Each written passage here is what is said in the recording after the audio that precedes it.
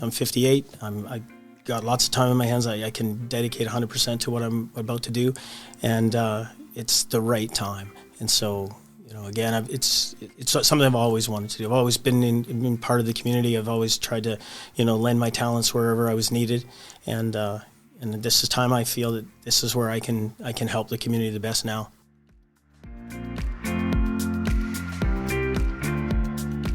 This episode of Bring Back the Porch, brought to you by Bernie Leahy, River Street Realty.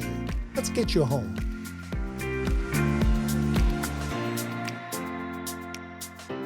And joining me on the porch this morning is a candidate for Medicine City Council, Brian Robinson. Good morning, Brian. Welcome to the porch. Good morning, Brian.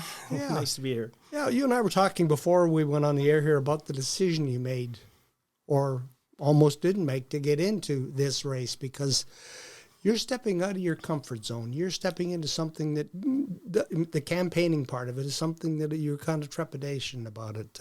How's it been going? It's been going great, and you're right. It was had to make a big decision. I knew I wanted to do the job, and I know I can do the job, but it's the campaigning is a total new adventure that I wasn't sure about. It's almost like a popularity contest. It is, yeah.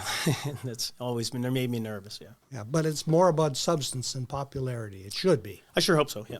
Yeah. How's the reception been on the doorsteps? Have you been doing a lot of door knocking? Phoning colleagues and as business acquaintances and stuff, and it's been a positive experience for sure. Was there anything that pushed you into making the decision to become a candidate? No, not really. As far as it goes, it's just something I've always wanted to do. But in the past, I was busy, the business and all that. And at this time, I'm 58. I got lots of time in my hands. I can dedicate 100% to what I'm about to do, and it's the right time. And so, again, it's something I've always wanted to do. I've always been part of the community. I've always tried to, lend my talents wherever I was needed, and this is time I feel that this is where I can help the community the best now. You have a big booster in your corner, David Carter, former MLA, Speaker of the Alberta Legislature. He tapped me on the shoulder a couple of weeks ago in Costco and said, "You have to get Brian Robinson on. He's a solid man, a solid candidate." So here we are. Yeah, I did. If you follow Facebook, we've been part of St. Margaret's Church since its beginning, and David and I, 35 years, we've been close friends, confidants, and him and I, the last few months, or when we were working out there, we spoke a lot about this and my decision to run for sure.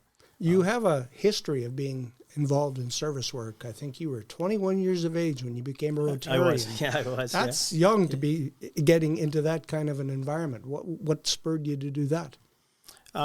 Came back from SAIT, and it was funny, I was shy. And I'd gone in the class. There was a language and speech, and it kind of broke me out of the shell. And I was afraid that if I came back and I just went to work, I would lose it. So I joined Rotary and gave me the opportunity that every week I had to go out of my comfort zone and my shell. And so Rotary has been a big part of who I am and what I've done. And as we grew as a business, you give your time, your talent, and your treasure wherever you can when you're in a service club or that, and I was able to put my company and my talents, and we did things like the Saamis Rotary Park, and we E-Waste Roundup. I've been the chair of E-Waste Roundup for 15 years. Those two things are really important to my decision. When we did the park, we did it with the Parks Department, and the people at the time were excellent to deal with. We got along, and we achieved something I think very good, like Saamis Rotary Park's a gem. And then with the U.S. Roundup, we work with the environmental utilities, and I've been chair for 15 years, and we have a great relationship. We started out that one of the members, not myself, was at college and figured out that electronics and that weren't really being disposed of properly, and so she came up with the idea, and our club supported it, and then she subsequently has left town, but we championed it and took it on, and we identified that the e-waste needed the electronics, and then as our partnership grew, the city wanted us to identify other things, so like engine oil and tires and that. So it became a collaboration and a partnership. And working with those two departments has just been so fun. And so I think, I'm pretty good at this. So I really want a chance to see if I can expand our that collaboration between the departments, because they're great. Like success was perfect. There's an expression that says readers are leaders. And you were telling me before that you love to read. And if you become successful on October the 20th, you're going to have a lot to read. I do, yeah. It's funny. I love to, it's fun. So construction. So I love to read documents, and I'm pretty good. Like, if you're reading a document, you're searching through that document to find out what was missed, and figure out, how it affects you and how, where's your advantage or your disadvantage in your bid. So I love to read that style. I'm not a novel reader, just so you know, but I do seem to, I can read quickly. I can retain what I need to technical retain. documents. Yeah. So then, as a city councillor, particularly involved in the Energy and Utilities Division, that's a heavy weight on responsibility for a councillor, and we've had some discussion about whether maybe they should take some of that away, put it into a municipally controlled corporation. Have you given thought to that? I have. I think the table's been thrown in the last few years. I mean, especially the last 6 months, right? What's happened south of the border, where Canada's going, and all that. So I think, and I know I've read a bit of some stuff, and I think that some of the assumptions that were made in doing this are changed. So I really want it to be looked at again, and the utility is, it's 115 years old, right? We've owned it that long. It's been a success, and I'd like to see if we can grow on it. I mean, I think that we have time. I think we have time to try to make it work. I am a history guy, right? A history guy. So I'm not one for throwing things out. I like to save them and make them good and make them usable and practical for today. You are a small businessman, and we've heard in this campaign, people have been talking about the roadblocks and obstacles they face when they go to City Hall to try to develop something. What's your perspective been? We've all had the issues. I know it has. In the campaign, I've talking to people. It's actually probably worse. At least it exists because of the amount of people that are commenting on it. So again, hopefully, what I would do is take the perspective that I have, and hopefully get the chance to apply it around the table and maybe help make the change. Are the roadblocks Medicine Hat made, or do they come from other levels of government that impact when a developer comes here and wants to do something, and there's this stack of documents that they have to fill out? I developed in other cities. I didn't just work in Medicine Hat. We were around, and I'd have to say that other cities seem that they play with a different set of rules than we have. So I would have to say that other cities do different things than we do, and that maybe we should communicate with the other cities and figure out if we should be doing things that other cities are doing. So yes, I think that there needs to be a change, yes. For years, we used to hear that it was the seniors in Medicine Hat that didn't want to see the city grow because that meant, that there would be more people and they liked the lifestyle. But yet, I think one of the key planks in your platform is growth. So how are we going to sort of make everybody happy? Well, from the business standpoint and from the people that I talk to, growth is, you can't just sit still. Like it doesn't work that way in business. If you go, this is how big I want to get, and I'm not going anymore. The reality in business is that you shrink. You can't. You either follow opportunity or chase opportunity, or you slowly just disappear or retire or whatever you want to call it. So and that's just a fact. And so we have to follow opportunity when it's there for us. And, we have lots of opportunity in Medicine Hat. We have to sell it. Like we have great hospital, we have great schools, we have a great community, we have a great standard lifestyle.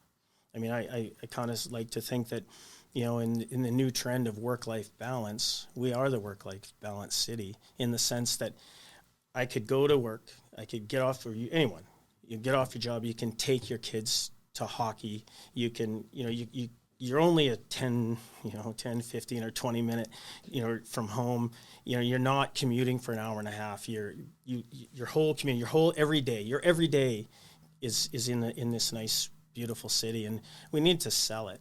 And then we need to sell, the advantages, the schools, look at what's happening. They're teaching airplane pilots. They're teaching drones. We're teaching, this. It's starting. The upswell is coming. They're teaching the new technologies. Mm-hmm. And city needs to. Are we there? Are we willing that when these kids are get they're growing? Can we let them develop here? Agri-foods, right? A combine's a combine or a tractor, and that looks more like a video game now than a tractor ever did, right? And drones, they're now using drones to spray fields. I mean, so when these technologies and when these things, are becoming stronger and stronger, and businesses want to set up to do that, are we going to be open for it? Are we going to say, yeah, come on, let's get it done. What can we do to help you? Let's get this happening. One of the things that happens if you are stagnant is that the youth, your children, my grandchildren have no opportunity in Medicine. You were speaking earlier before we went on the air here that you came up, graduated, I think, in 1984, and you always saw opportunity there, but maybe that opportunity has disappeared. When do you think it kind of turned, and what do we do to bring it back? Well, I mean, I think we were lucky. I mean, from 84 on, it was pretty much, it was always a climb. Everything was always up. But I just think that we have to go back to where it was. We have to just sell ourselves better and be open for business and do what we can to encourage business. But I mean, let's be clear though. There's a lot of good things happening in Medicine. There's a lot of strong businesses in Medicine Hat. It's just that we need to enhance it by some new industry, some new opportunities, because they are the ones that keep the businesses that support them, like the hardware stores, the restaurants, the bearings, the mechanics, and you need kind of that rotation of new to keep the old here, so that they're there to support the existing, right? It's we do see some businesses closing up that are the people retire and they don't replace them, and that's bad, because people are going to have to go elsewhere to look for things, right? And so that's the growth we need. And maybe a bigger industry, it would be nice somewhere along the line. Yeah. We've had candidates here who've talked about, it's nice to try to attract new industry, but maybe we need to pay more attention to those who are here, those who are paying taxes right now. As a small businessman, do you feel you get support from the city of Medicine Hat on a regular basis? Tough question. I know, it's a tough one. I mean, as far as in the zone that I worked in, I don't know if it was. I don't know if I needed that much support from it. We're pretty good at. We just need the opportunity. We need the fact that if something new wants to come in, like especially in our construction industry, you want the growth, because you want to build the foundation. Like I was a foundation contractor, so you want to build the foundation for that new business, that helps it grow. But homes, like even homes, like we're having building a lot of homes lately and things like that. So I mean, all of these things are just a steady, a steady upward growth. I'm not saying that we need to redesign the whole and rebuild the whole city, but a couple of new things and a kind of a growth, an upward growth trend would be nice to see. That's one of the things you miss when you drive around Medicine Hat. You don't hear the hammers, you don't hear the saws anymore. I can remember a time in the 70s when Crescent Heights, one block would go up and then another block would go up, and it was just like they were marching across the prairies, and then everything kind of hit a roadblock. Yeah. We need to get back to that. Yeah, I just, that's what I think. It starts with, come here, what can we do to make it better? What can we do to help? What can we, because we need those new people, the new people that come to the restaurants. We need the new people to buy at the hardware store, and we need, that sort of thing is new, yeah. If you're on city council, do you think you'd be able to work with the diverse group that you may end up working with? I think so, for sure. I mean, again, you know, when you're a contractor, you're construction, you know, you have a diverse group. You all have your own personal agenda, but you come together and you work together, collaborate together to achieve the final goal. So I mean, I think it's, you know, you're not always on the exact same page, but you get there in the end, right? Mm-hmm. One of the things that people have been talking about over the last couple of years is transparency. That the idea that maybe things in City Hall are agreed to behind closed doors, and then they come out into their open session and they've already made their decision without any public debate. Do you favor that type of, I guess, operation? I don't know. I think that one's another hard one. I think that once you get to the table and you get to that level and you see both sides of it, you probably have oaths that you take and things that, you know, for protection. Mm-hmm. I mean, in the early days, the old guys who taught me would say, you know, the heart and soul of your business is its secret, right? And I don't mean that in a bad way. I mean it that, you know, some things that you know, I just don't know. Some transparency is good and some is not. I mean, I don't know. I mean, it's really a complex issue. I mean, you have, you know, obviously you have oaths, you have mm-hmm. confidentiality, you have these things that you have to deal with. And, you know, and I'm not one that's, you know, I'm not an advocate of just walking up and throwing the table over. So no. Yeah, so from the outside, it may look one way, but once you get, you know, into the inner circle, you can see the reasons why there's some things. That's what I mean. You gotta. Yeah. I think that, like I said, I'm not one that's going to go and just throw the table. Like, it's not. We have an issue that we see every morning when we come into the downtown. We see the people who are homeless. We've seen efforts to try to get the mustard seed allocation, and so far that has not come to fruition.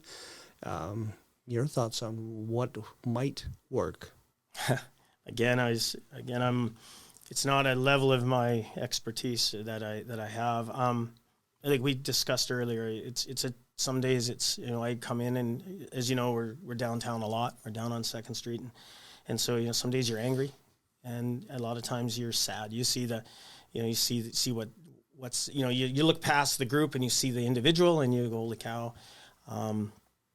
So I would, again, hopefully we're electing a 9 table of 8, you know, and through that we can come up with, you know, a solution that's for Medicine Hat. On my basic, so